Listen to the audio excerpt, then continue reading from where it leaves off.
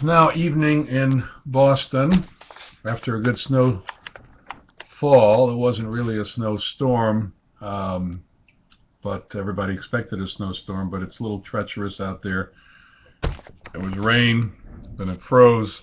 I actually haven't been outside much. I guess I wasn't even outside all day long today.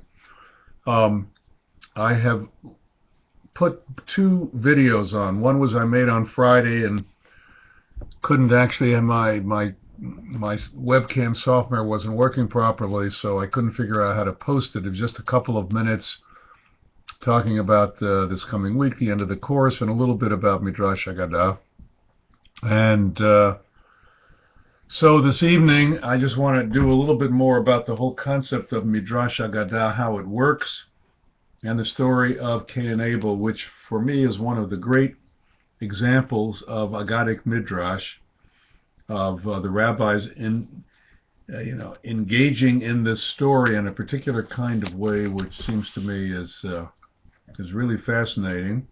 And as I said in the postings, in many ways helps us to understand Eric Auerbach's understanding of the Abraham stories in general, the approach of the biblical writers as compared to the approach of the Greek writers. He talks about evocative literature. He talks about fraught with background. And in a sense, what the Midrash does is engage in this background. But it's not free form. It's always connected to some issue, some lacuna in the text, something missing, and also some clues that are given by the Hebrew language there. If you don't know Hebrew, it's awfully hard to get what the Midrash is doing. It just seems like they're making things up.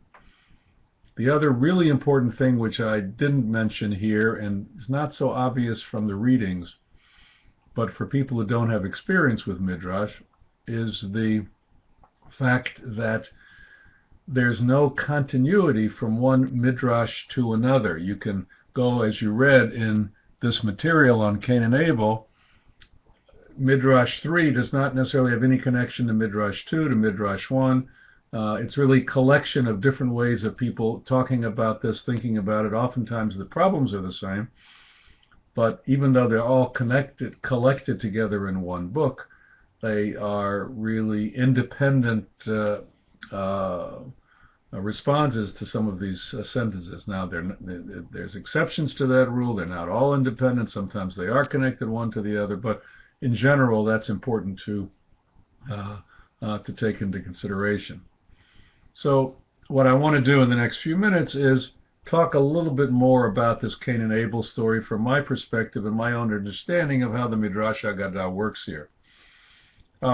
So the first thing that I asked you to do, and I mentioned this, I think, in the shorter video, the first thing that I'd ask you to do was to take a look at the story itself and to think about all the pieces of the story that are missing.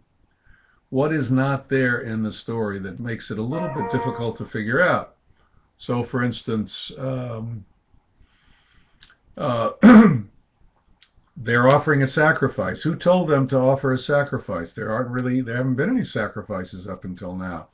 Why do they think even God expects one or is interested in a sacrifice?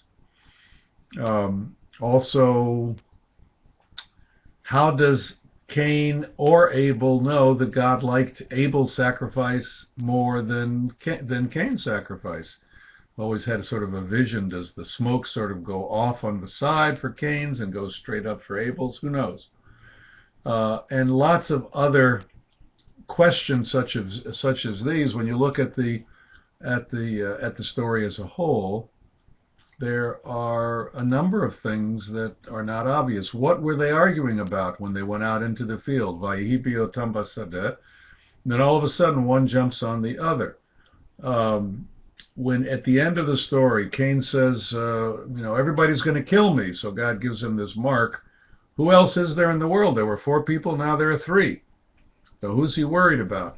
Scholars actually think that, and there are lots of other of these things that are sort of missing. Many of these things that seem to be unclear are there because they are. It's put here as a story of beginnings, at the very beginning of things. And most scholars think that this was a story. The story of fratricide was not originally linked to beginnings, but it was a story that got put in here for a particular reason. Maybe if there's time at the end of this video, I can talk about my thinking about why it might have gotten put in here.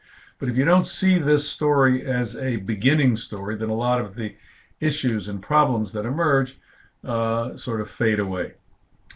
So, but if we look at the story, we see this very short story of of Cain and Abel and God's relationship really to Cain, not so much to Abel. And what I see in this story is the rabbis generating a conversation between Cain and God that's beneath the surface, and they sort of pull it out from the words, from the hints in the words and so on, so that if you read the story with their questions and their interpretations in mind, you get a whole different picture of the character of Cain, and in many ways a different picture of the character of God. So again, if we go back to the story itself, and this is not all located in the specific Midrashim that I gave you from Bereshit Rabbah, the collection of Midrashim on the book of Genesis, but it comes from there and from some other places. So let me just sort of give you a little 5-minute lecture on my thinking about this Cain and Abel story. The first has to do with this Vayehi B'yotam Basadeh, and the rabbis are trying to figure out, this is not so much this internal conversation, but the rabbis are trying to really ponder the question of why do people have arguments in the world, and they use the words there, Vayehi B'yotam Basadeh, and the stories of Cain and Abel. So one of them has to do with I don't really have time to go into it, but there are allusions to perhaps this having to do with a woman, because when it says a woman has been attacked, if she's out in the field and she claims that she was attacked, you believe her. If she was in the city and she claims that she's attacked, this as far as the rabbis are concerned, you need more proof of that, because she would have been screaming and yelling and people inside the city might have heard it. In the field, perhaps not. So Vayehi B'yotam Basadeh, in the outside, in the field, gives you some sense that perhaps there was a woman involved in this, and they fought over the woman. Of course, there's also the question of property and honor and so on, and these are some of the things that people fight over. But this internal conversation begins when God asks Cain, Ei Hevel Achicha, where is Abel, your brother? And the answer that Abel gives, that Cain gives, Lo Yadati, Hashomer Achi Anochi, I don't know, am I my brother's keeper, is one of the most famous in English literature and Hebrew literature and so on. Rabbis understand this, that when Cain is answering this question, it's not as sort of silly or in the face to God as it might appear. Lo yadati, in one way of reading that Hebrew, is in the past tense. I didn't know. So what didn't he know? Maybe he didn't know that he wasn't supposed to kill somebody, that was not allowed. That option is not raised in the Midrash. What is raised is, I didn't know he would die. I knew I'd hit him. I knew I hurt him, but there was no such thing as death in the world. So how was I to know that after I hit him he was going to die? So I didn't know. I didn't know about this. And then Hashomer Achi Anochi actually goes back to the story of the two athletes. And the way that we can read this is Cain is saying to God, not, am I my brother's keeper, with that intonation, but rather, am I my brother's keeper? Hashomer Achi Anochi? Meaning, where were you, God? I didn't know about this. There's only 4 people in the world. I need a little help. I need a little somebody to come in and perhaps stop me at the last minute. You remained outside of things. Hashomer Achi Anochi? And that's that story of the athletes in the Midrash. And the answer of God is, Kol demei achicha tzoakim elai mina adama. What are you talking about? You didn't know anything. The voice of your brother's blood. First of all, Hashomer Achi Anochi, the Anochi part of that has to do, is understood by the rabbis as something that hints at God, because the word Anochi, there's the other word for I in Hebrew, which is Ani.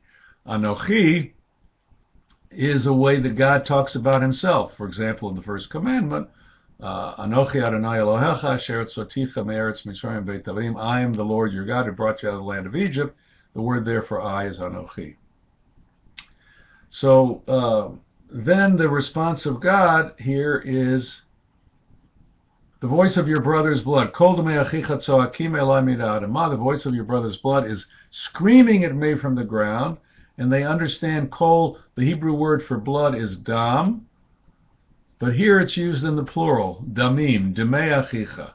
And the rabbis understand, some of them understand this as God answers back, the voice of your brother's blood, his blood is spattered out over the place. What do you mean you didn't know that by hitting him you would kill him? You made darn sure you were going to kill him by hitting him so many times in so many places that his blood is spattered all over. So you have in the Midrash this internal conversation between Cain and God, in which Cain is trying to justify himself, or at least to argue back, and God is responding back and forth and so on. And it really opens up the story in so many ways. I would say that one more thing in this short video is at the very end, or towards the end of the story, when